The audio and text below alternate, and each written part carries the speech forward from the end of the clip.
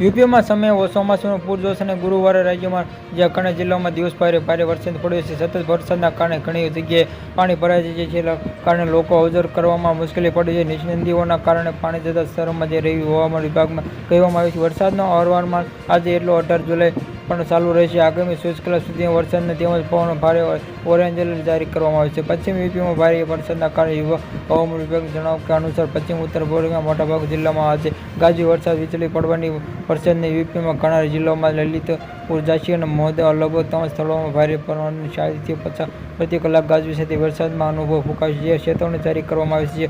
સતત વરસાદના કારણે તાપમાન 2 થી 4 ડિગ્રી ઘટાડો છે.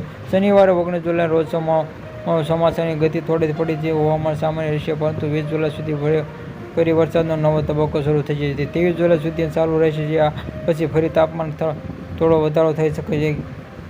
જ્યાં આજે જિલ્લામાં ભારે વરસાદ અને વીજળી પડવાની ચેતવણી આગ્રા, જાલોર, હમીરપુર, બાંદા, છતરપુર, औरैया, कानपुर, इटावा, फिरोजाबादમાં मथुरा, कन्नौज, मैनपुरी, જે इटावा, कासगोंगમાં, हाथरसમાં, अलीगढ़માં, જે નોઈડામાં જિલ્લાઓમાં ઘણી જગ્યાઓમાં ભારે વરસાદ સાથે ગાજવીજ વીજળી પડવાની પણ ચેતવણી આપવામાં આવી છે. Subscribe my channel.